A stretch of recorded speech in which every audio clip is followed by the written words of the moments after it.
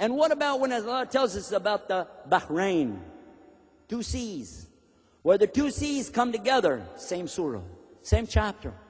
He tells us about that. But they don't mix. They can't mix.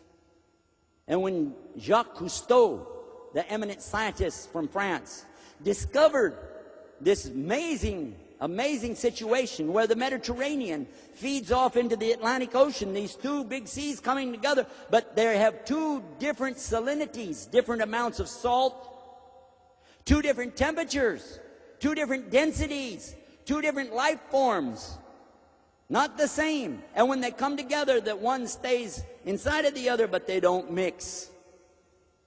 And when he got ready to talk about that, he had a Muslim on the boat with him, and he said, we already know that. That's in the Quran 1,400 years ago.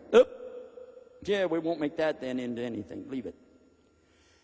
Then, when this book talks about when the river of sweet water pours into the salinity of the salt water, and they don't mix. And you go to the Mississippi River, and you find the same thing that it says right here.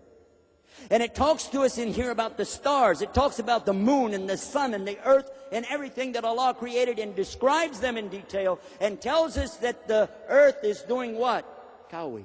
Turning. Turning. The same thing like when you'd make a turban, kawi. Turning. The earth is turning. And nobody believed that back then, because you don't feel the earth turning, do you? So we assumed that the earth was the center of the universe, and that the sun was going around us, what we thought. But it mentions that even the sun is in orbit.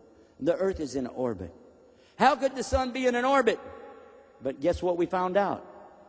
It's in an orbit. The sun has an orbit. It's not being still. And the moon is going, the earth is going around the sun the same way the moon is going around the earth. All of it's moving, swimming. And Allah uses this, swimming, swimming. Who is telling us this? The Rabbil Alameen, the Lord of the worlds.